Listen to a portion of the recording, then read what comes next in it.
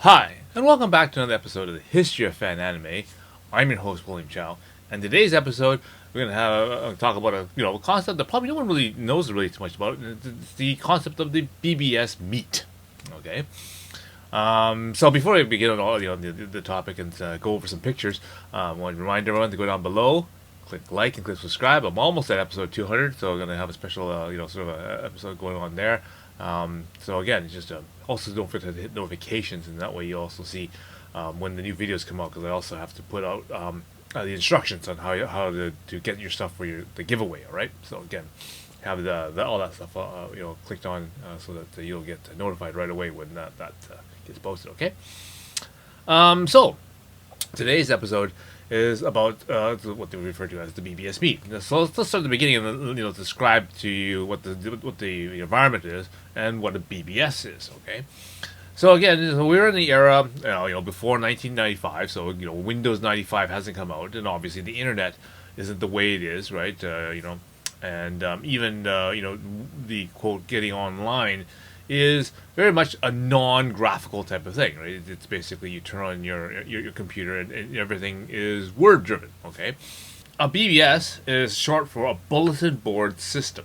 It usually is a computer set up with a modem on it that people can then call in using a landline. Okay, physically dial up using their modem to your computer, and then the computer will then serve up using a bulletin board software type program to basically run forms and and handle messages. Maybe have a download section, maybe even some sort of online game or something, all together on this sort of computer, right? So if you can imagine, it's something like on one section has messages and stuff like that, like Reddit or 2chan or whatever like that. Just minus all the icons and graphics. Okay, it's strictly pure text. It can also handle some emails and that kind of stuff, but again, only text. There's no attachments or anything like that at this time, so everything is just what you read, and you can reply and send back messages, and then that's they basically read and send messages back and forth. They might have a small download section, which basically allows you to maybe download a picture or something. There's usually JPEGs of and whatnot and GIFs of different images and that kind of stuff. Usually there's no thumbnail, so you don't know what you're downloading. It's just by description what the thing is that you're downloading. Sometimes they have like software updates and that kind of stuff. Little small modules. Reason because again the software couldn't be that large because it would take a large amount of time to download it, and a lot of BBSs aren't set for multiple lines, okay, because there's only usually one phone line for a particular BBS. So that means if one person's spending an hour downloading a small game or something, then that means nobody else can call into the BBS and answer messages or participate onto the BBS until that person hangs up and signs off, right? So not a lot of people have large download sections. To bring this around, I had set up one of my computers with the help of my sysop Bill Jang. We put up and made a software package called the Prototype Generation BBS. Okay, again, our newsletter is called Prototype, so we decided to make a bulletin board system. Called it the Prototype Generation BBS, and I really have to thank Bill for doing really all the all the sysop work. Because I didn't have really much expertise in on PCs for that, because most of my experience is on the Mac side, but he managed to do all the configuration and that kind of stuff. He also was familiar with the U.S. robotics BBS sysop promotion that they were doing. So he was able to get USR Robotics to actually supply a modem. So so that was really nice. Promotional package that helped get modems going, and a good promotion for USR Robotics.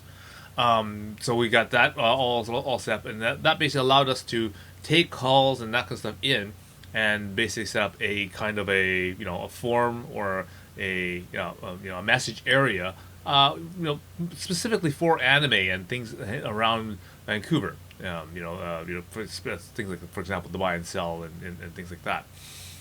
And so basically now we built this community online again, just like Reddit or Discord, for example. You can make nicknames and that kind of stuff, and you can go on there and post up about whatever your fancy of your topic that you like to discuss. The big problem with the bulletin board system is its speed. Okay, first of all, a lot of people obviously have to basically use their computer and the modem that's in their computer, and they use the standard landline, so a telephone line, and they physically call your computer, okay, and and it answers the same way that a fax machine would answer it, and they transmit data roughly like the same way that a fax machine would transfer information about your image or whatever from one fax machine to another. So it isn't very quickly, okay. Some people logged in at 2400 baud, okay, up to, and then eventually got up to almost the 36.4 hundred baud or 1000 baud, okay. But to find what a baud is, and why we always have only text only. A text, like a letter A, for example, is usually consisted of 8 bits. Okay, so they use 8 small little bits to define what a letter is. Okay, so 1 byte, as referred to, 8 bits to 1 byte. A baud, so 2400 baud is basically 2400 bits in 1 second. And roughly, without the protocol checking and all their stuff, right?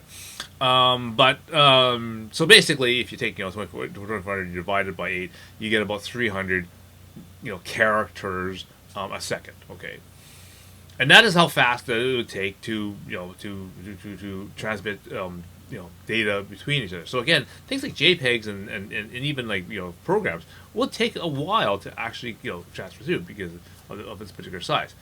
Text is fine. Now, so that's why a lot of people and a lot of messages and stuff are all totally text based. Okay, there's no icons, no, not even any like moving GIFs and that kind of stuff. None of that stuff, just straight text. Okay. The other major problem is that let's say you start a thread talking about a particular topic. Okay, the problem is that it takes a long time to get a thread moving and going and getting participation into the thread, because you got to realize that the only time a person can interact with the thread or talk about a message is when that person has the time to call in, and it has to get through a time where the bulletin board system is not busy. All right, obviously, because if someone's already using the bulletin board system, anyone else who tries to get in will get the busy signal, right? So so when a person comes in, they have to come in at their whatever time of the day. They have to be able to go through their messages, including participate and look at any new messages, and if they want to interact and add more information to their message, then they can add to that thread, right? So you may say, oh, I really like that movie Akira. Has anyone else seen it? And then usually if you did something like that on, let's say, Facebook or whatever, or even Twitter, you can get almost instant response from like just about anybody all over the world. But a bulletin board system is much slower, because it relies on someone to phone your BBS. Okay, so you're already limited to the number of people in your area, or at least the people who are willing to call your BBS. And then be able to then have that much time to read it and then post their message, and then if they happen to run across your message and they want to add, my favorite part of Akira is the bike scene, okay, or something like that. Then he goes, okay, then they'll enter that in, and that will become part of the message thread. Now, obviously, you won't be able to read that until you phone in, again later on, maybe next day or whatever. Then you can then read that message, and then you can then put your response. So the back and forth takes a while, maybe days between the back and forth on these messages. So it's really, really slow moving conversations that usually go on here. And even if it's a hot topic, it still moves relatively slowly as compared to how many messages can go through. So that brings up the next part. Is that once we get our community sort of built, people start interacting and talking to each other about different things, and we see who sort of likes what and whatnot. We realize that obviously the best way to to communicate more fluidly is to actually meet up in person. So the whole entire concept of the BBS Meet comes up. And this is basically really, an exciting concept, and that is the fact that here we are, a bunch of people which are, just known by their handles or their names, right? And we've discovered, there's some sort of commonality. In this case, it's anime, and we all realize that, hey, if you want to, talk more about anime or anything else for that matter. We sometimes will set up a anime meet where we will, set a location, a time, a place somewhere, like, maybe it's like maybe it's the arcade at Metrotown, or maybe it's we're gonna meet at at a park somewhere. Maybe we'll meet maybe at a restaurant or at the mall, so that we can then pick a place that's close that we can all kind of sit down and have a meal and talk about stuff or whatever, and it'd be great, because then and it's also different, the fact that here we are, we're talking about different meeting up with different people or whatever, usually again public area and that kind of stuff, but there's no way to transmit pictures or anything. So I mean, a lot of people, so you kind of have to know, and you have to kind of talk. A lot of people are kind of at this time, the community is mostly, guys and that kind of stuff. So whenever you had a female user, then, this is always really exciting, because, people going, wow, she likes anime or something or whatever, or, she's interested in computers or something. Then that was really kind of rare. But again, it's no, it's not like Instagram where it's all totally picture based and that kind of stuff. No, you don't know who this person looks like. And by the pseudonym, you may not even know by the pseudonym if that person is Puisias or maybe is the person pretending to be a female. You don't even know any of that information, but you're willing to go to these things to find out and to talk and whatever. So this whole entire concept of meeting up in person is really an exciting thing. So after I've met up with a few different people and that kind of stuff. One of these meets, I actually managed to take some pictures. Okay, we did basically what we refer to as what I remember as the VJAS Muyo BBS Meet. Okay, and this is where I've invited a bunch of different people and friends and that kind of stuff to come over to my place, and then again we hung out for a while. We go through some of the all the different art books, and check out the laser discs that I have, and music soundtracks, and we play some stuff on the computer. We're obviously we're on the BBS, and we're goofing off on the BBS as well, things like that. And so I got some pictures here, and I'll go explain the pictures and sort of describe the some of the personalities that are sort of here, and and sort of what the environment was sort of like. Okay, so first we'll begin with this picture here, and so we can say it's a group of us that sort of got together, and we after we were browsing through different books and magazines and laser discs, and then doing some stuff on the computer to decide, guys, we should get a picture, right, and put the make a picture and put it together. And so yeah, well, okay, that's a good idea. And then someone suggested, hey, based on the handles that we use on the BBS, we should try to grab something that's sort of related to what we like who we are, on this picture, right? And again, there's no real way to describe this or whatever, and put this online so that it's because there's no thumbnails for this stuff, right? So you kind of have to be very, very descriptive on the thing. So we decided, okay, great. We'll go through the collection, that kind of stuff, and we'll grab these sort of books and things that represent our character or our pseudonym, as it were, right? So right there in front, we have going from left to right. We have Bill Jang. He's my sysop. Okay, so he's the one that helped me get everything all set up and everything like that. And his pseudonym was Shinohara. So thus he's holding the Akimi Takada illustration book for Patlabor. Again, Akimi Takada, one of my favorite artists, of course, for all the stuff he does with Orange Road. But of course, she also made Patlabor, which is our third series that we actually fan subbed at Arctic Animation. So again, that Bill was going to. The other thing about the neat about Bill is that Bill and both Muj went down with us to San Diego Comic-Con, and they bought their art portfolios with them, and they managed to land a job with, I do believe, Academy Comics doing the Robotech comics. And so again, he managed to publish a bunch of comics under Academy. Okay. So beside Bill is Dave Ing.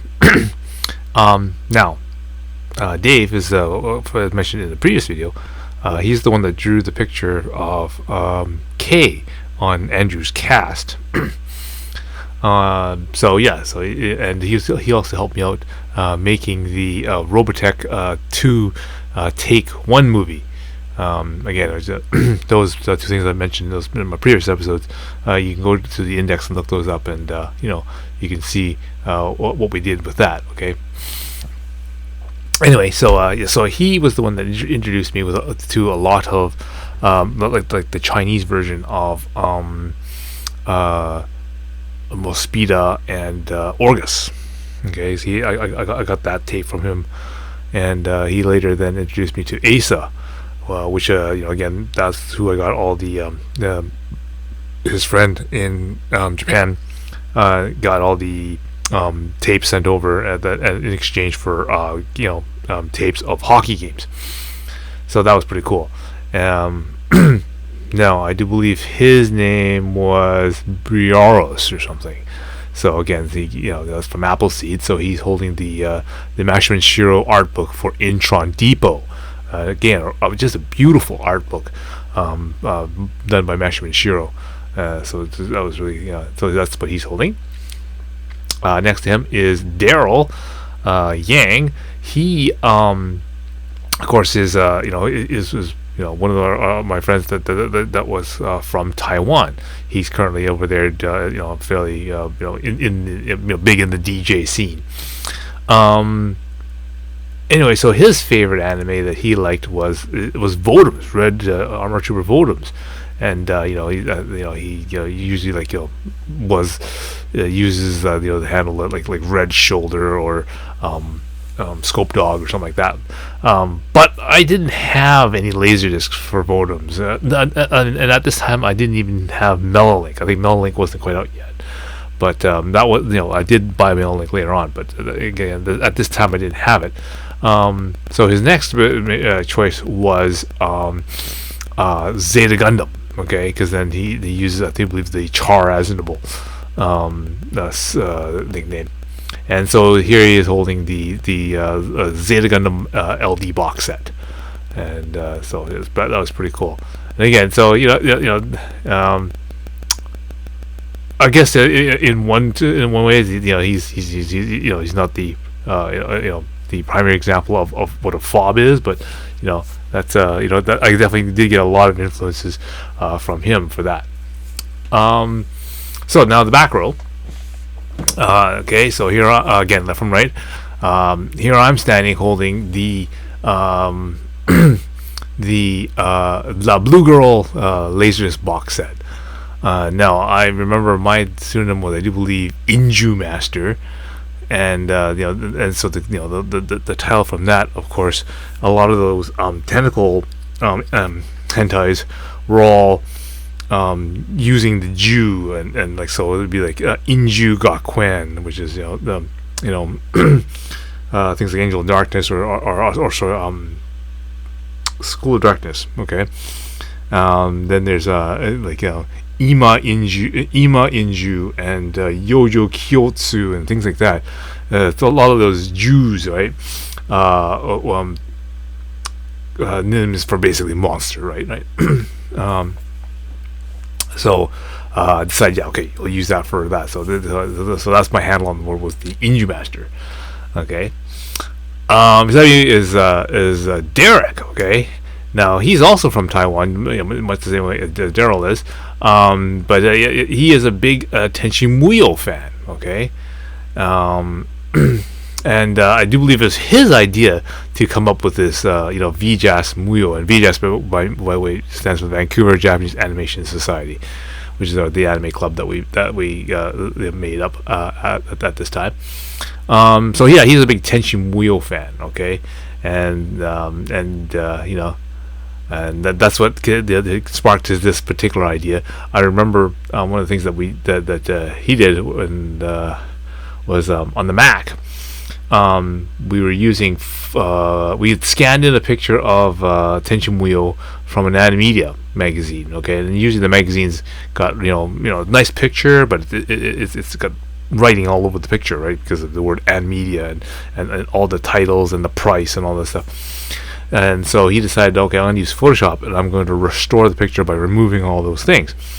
And you can think, okay, well, yeah, Photoshop CS, yeah, that's a pretty basic thing, a lot of filters and layers, all that kind of stuff. But we were using, of course, at this time, Photoshop 3.0. And so for all the people who do, who don't know the difference between all the various different Photoshops and that, so you imagine, taking something like the modern Photoshop CS, removing the ability to have multiple undos. So if you make a mistake, you can only undo your last mistake, and that's it. You can't go backwards and say, well, I'll keep that, thing that I did, but I'll go back 3 mistakes and I'll let that one out. You can't do that. Okay, 3.0 only allows you to undo the last thing, and that's it. That's the extent of your undo. Okay, so that was making it really tough. Okay, the other thing that's really tough about Photoshop 3.0, it has no layers. Okay, so you can't separate the the color layer, the uncolored layer, or the alpha layer, or the gamma layer, or anything like that. You can't separate those and then edit that, and then reassemble the picture, or separate all the layers, then use the magic wand to highlight something, and then remove that, and then you can't do that. Okay, it's this is your static image. You have to press, you try to get your magic wand or whatever around a particular word or block of word, and then you gotta try to make that highlight it, and then remove it, and then try to replace it with the color underneath it, and blot it and all this other stuff. So it was really, really, really tough to edit a picture. But I remember we spent a good night editing that picture, and it was a pretty cool result for it. And we got a nice high resolution Tenchi picture with that.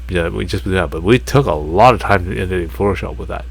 So that was really cool. So Derek was really nice and did that. And he's also the person I got my game doctor from, because he said, I remember he went back to Taiwan. I had to give him like $800 or something like that to get my game doctor. And he also bought a lot of the SM CDs from Taiwan back from there. So I really I gotta thank him for all that help. And later on when I do convention stories, Derek shows up again a lot with Studio Udon. So next to Derek is Daisuke. He's my translator. Okay, he's one of my key translators. And what's really cool about Daisuke is that he's really enthusiastic about animes and that stuff, especially the ones that he's interested in. And his enthusiasm is very contagious. Okay, he really wants you to enjoy and laugh and understand some of the nuances in a lot of animes, especially it's not mainstream stuff. Okay, he's the one that really got me interested in Maison Ikkaku and that kind of stuff. I mean, I like Maison Ikkaku. I kind of like Orange Road better, and so but he didn't like Orange Road as much, right? So, so it's really kind of hard to get him together. But finally, he got him to translate that. But he got me interested in so much other stuff. Mizunakaku, Golf Force. He got me interested in a manga called Bloody Angels. He's holding the laserdisc for Here's Greenwood, okay, because his handle was Scachan. And it reminded me, Derek's handle was Yoki, I think it was. Anyway, but so that's why he's holding the Tenchi disc. But yeah, so Daisuke, I remember he was so enthusiastic about the Greenwood. I remember he took the Greenwood manga with him, which was still relatively new, and he got Robert Gutierrez of Ranma Project really interested in Greenwood, just because he was, when we met him up, he was showing him funny pages and funny excerpts from the manga, and he was really excited and really. As I said, is really wanted you to understand and know what some of the jokes and the punchlines are of that, and that's what was really great, because he can go through mangas and that kind of stuff really quickly, and he can pick out those funny stories and that stuff like that. That's I think that's where I found the things like Anal Man and that kind of stuff. He found those really and that weird version of Pokemon, the surfing, Pokemon guy. It was just kind of funny. Yeah, the Origin from Pokemon. So yeah, all these little, all these really weird things like that. I remember finding from that. So instead of Pikachu, it was Dikachu, and things like that. I remember he also pointed out all those that weird Fist of the North Star Cinderella story. I remember that one. Again, I did that episode. You like that. He was also the one that pointed out to me the Neo Geon Neo Geon school for non-new types. Again, I did the translation. Did up the translation for that manga. Again, he's the one that showed me that one, and so that was really cool. So yeah, that's just really good for that kind of stuff. It just shows you all the really key and cool stuff like that. And then beside him again is Mujib. Okay, he is he was a big fan of Macross Plus and that stuff, and good. I mean, who isn't? I mean, the artwork and the production quality in Macross Plus was just phenomenal, just absolutely great. So yeah, both him and Bill went down to San Diego Comic-Con with us about their art portfolios, and again, they both got they landed a contract to do some Robotech comics, which is probably the greatest thing. Because like I said, you're so interested in the mechs, the VFs, and the characters, to have the ability to actually draw comics, and about them, and actually make money off of that. So that's really a cool concept. So yeah, so he I'm trying to remember what his handle was. I don't remember what it was, Valkyrie or VF1 or something like that, or but anyway, yeah, so that's what he had handled. So that's why he's holding the Macross laserdisc there. So that's so one example of our meet. Now Derek, okay, he came up with the idea that I got another idea for thing. Why don't we do the another version, and that's how we got named the VJAS Muyo. Is why don't we do a Tenchi Muyo pose? And this is his idea.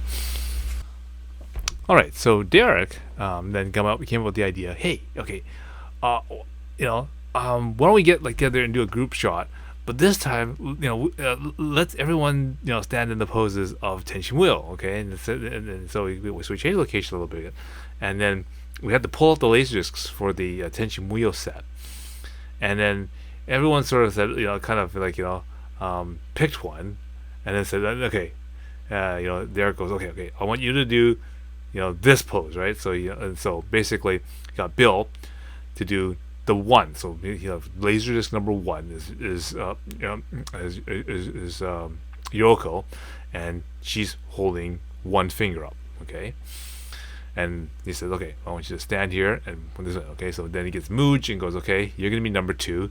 He's Aika, and so I want you to hold two fingers up like this and stand like this. So stand there, okay, right. Derek, okay, he picks Sammy because he's got his character Yoki. Okay, so we grabbed this. I don't know. I think it was a brown colorkin or something. I can't remember what the hell I got this stuffed toy from. Anyway, so it's not really a Yoki, so it just happens to be a brown bear or something. Anyway, so he grabbed that thing, and then basically, just as Sammy is holding the Yoki, he's kind of holding it out and says, okay, so that will be his third spot, okay, for number 3. And then here, he gets me to do Mihoshi, okay. And of course, Mihoshi is holding 4 fingers up, 2 on each hand, so it makes 4 to make the pose of what Mihoshi is doing on Laserdisc number 4. And then last but not least, of course, Dave, okay, he's doing basically the 5 fingers, 5, okay, all 5 fingers in front of the face, okay, and that's what was on the cover of Laserdisc number 5, and it's sort of extended there. So basically, then we got all these together, and from the looks of it, looks like probably Daisuke, probably the one's holding the camera, and he takes the picture. That's how Daisuke or Daryl, probably. They take the picture using the camera. Again, this isn't like a digital camera. This is one of these, actual film cameras that takes a picture onto a negative, and then you have to take the negative into a store and actually develop and that kind of stuff. And I guess I'm happy that I took some pictures, especially even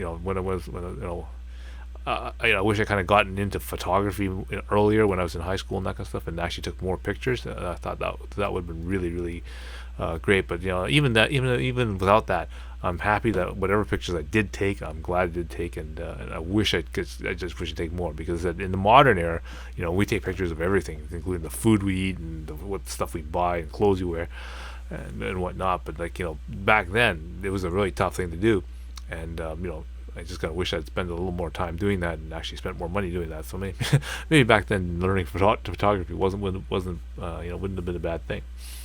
But yeah, so this is our picture that we made for VJAS Muyo, and this is really great because just shows the kind of things that we did and the kind of community that we had, just because we were part of a community, not just because this is our cosplay skit, or this is what we this is what they do in the TV show. This is very organically sort of something that came up and said, yeah, well that's great. Yeah, well, why don't we do that? Yeah, sure. And then this is what this is what comes up, and it was a lot of fun doing that. Very, very spontaneous.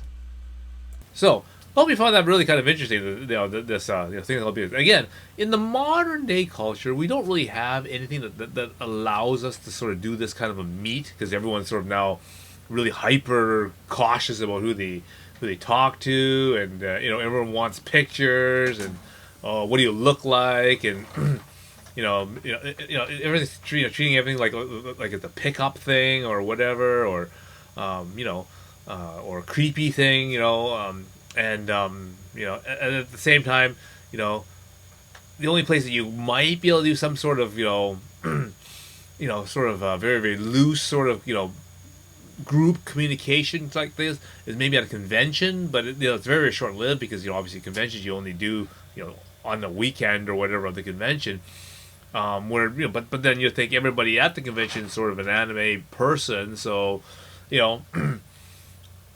even that seems sort of artificial, because afterwards everyone goes their own way, and then that's it. You may very possibly never talk to any of those people ever again. But at least with this kind of thing, everyone more or less lives in roughly the same area, right? Usually, because again, because of long distance fees, there's not a huge percentage of the people that come to the BBS are going to be from far away. Most people are going to be relatively local, so they should be able to come together and participate in these quote meetups, and then you're able to talk about anime or music and everything else associated with the various different people's interests, and that's what helped me grow my taste in anime and in music and in Eurobeat and FA music and all that other stuff. That's how I learned how to get the stuff, and again, these connections are very, very valuable. And these friendships are also very, very long lasting as well. Okay, so got lots of next videos coming up, so you have to stay tuned for when I make those up. Okay, so until next time, see you.